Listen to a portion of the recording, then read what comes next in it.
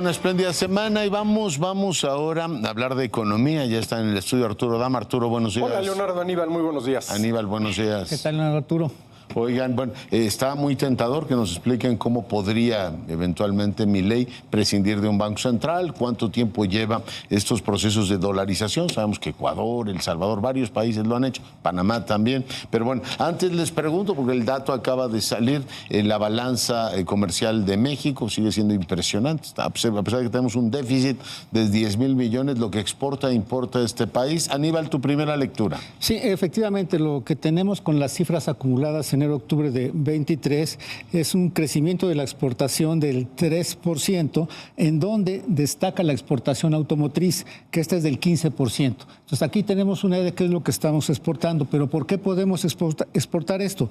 Porque estamos importando en total en enero-octubre apenas 503,846 millones de dólares. Esto es, tenemos un impacto importante en las importaciones porque buena parte de estas se concentran en lo que son los bienes intermedios, que es los insumos para producir estos automóviles. Es positivo que eso ocurra, que es ¿no? positivo. Y la otra es que también estamos importando bienes de capital. Y aquí destaca en estas importaciones un crecimiento de casi el 26% de bienes de capital. ¿Qué expresa esto? Lo que se observa desde 22 es un crecimiento primero de la inversión extranjera directa con nuevas inversiones y en segundo lugar una expansión de la inversión nacional que hoy se está dando previendo este impacto del nearshoring y por lo tanto se están ampliando plantas productivas, bodegas y demás, una inversión más en infraestructura y en obra pública importante, lo cual hace que del exterior estés trayendo lo que necesitas primero, maquinaria para poder producir y en segundo lugar los insumos para que esto funcione y puedas volver a enviar al exterior productos ya elaborados con el sello mexicano, ¿no? Ya. Arturo. Ahora, fíjate, Leonardo, por lo general se cree que es más importante exportar que importar, pero hay que tener en cuenta que con lo que exportamos satisfacen sus necesidades los extranjeros y con lo que importamos las satisfacemos nosotros, ¿no? Estamos importando más de lo que estamos exportando, lo cual es bueno. Tienes un déficit en la balanza comercial, como decías, de 10,000 millones de dólares. Y ahí la pregunta es, ¿cómo estás financiando ese déficit? Ese es todo el asunto. Lo ideal sería financiarlo la mayor parte posible con inversión extranjera directa, porque matas dos pájaros de un tiro. Entran los dólares para financiar el déficit, como es inversión extranjera directa, se destina a producir bienes y servicios, crear empleos y generar ingresos, pero pues afortunadamente, Leonardo, como ya lo decías, el comercio exterior de nuestro país sigue creciendo, está dinámico, y esto es muy importante porque entre más mercados tengas a los cuales exportar tus productos, mejor, porque eso repercute en la producción interna.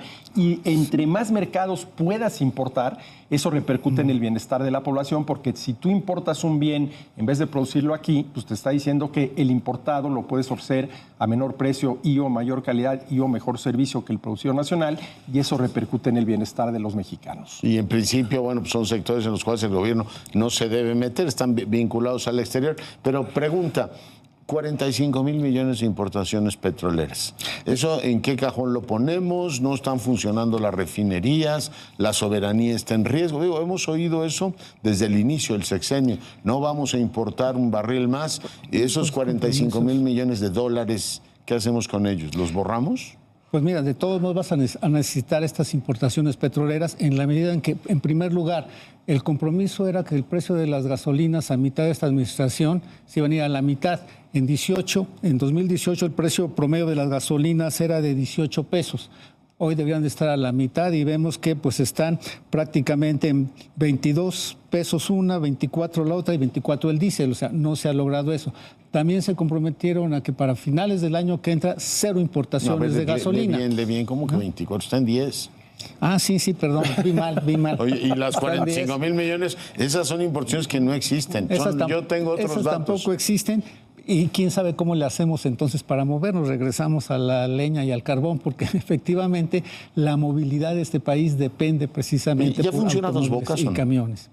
Pues dicen que ya empezó a funcionar, pero ya sabes que hay una información por ahí no confirmada en términos de que igual está comprando gasolina en un lado para meterla por acá como si fuera producción de dos bocas. Pero, entonces, ya está funcionando, ya sacaron unos barriles. Igual que es un hecho que estamos importando 45,000 millones de dólares de enero a octubre, cuando se había dicho que no iba a ser, las refinerías siguen sin ser una realidad, ¿no? Así es, Leonardo, y veto a saber si algún día realmente llegue a poder proveer a los mexicanos de la gasolina para que dejemos de importar. Ahora, si importar nos sale más barato, yo no veo por qué producirlo internamente.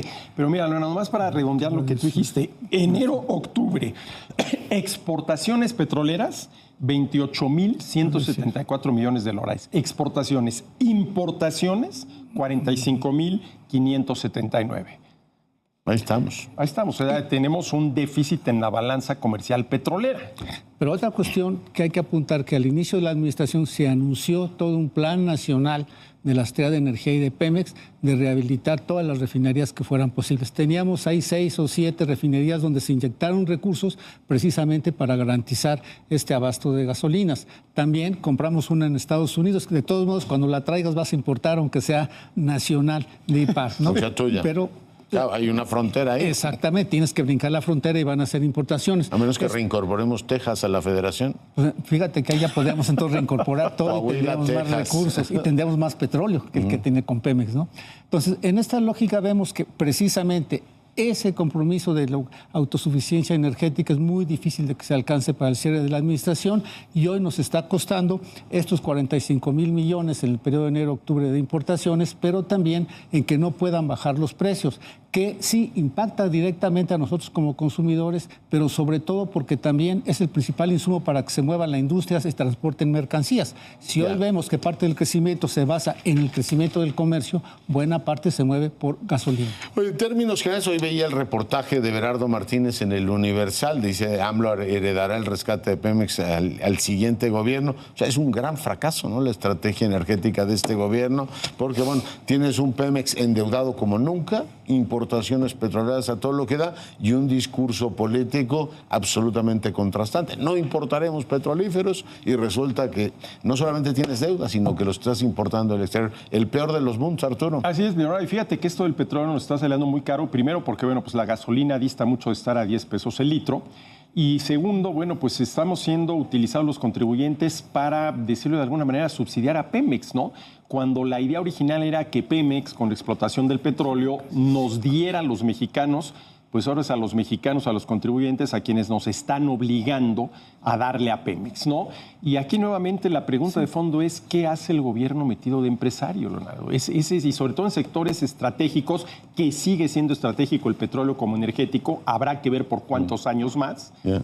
Pero ¿hay una explicación de por qué no aumenta la producción? Los conservadores lo impiden. Bueno, cuando estaban los conservadores eran 2,5 millones de barriles diarios, ¿no? Ahora estamos en 1,800,000 y ahí está anclado desde que inició el sexenio. ¿Hay alguna explicación convincente de por qué ocurre esto, Aníbal? Mira, una parte tiene que ver con los rezagos que hubo en la inversión en exploración y demás. Hay que acordarnos que hace un sexenio estabas preocupado por ver cómo sacabas el petróleo crudo de aguas profundas. Hoy ese discurso ahí quedó fuera.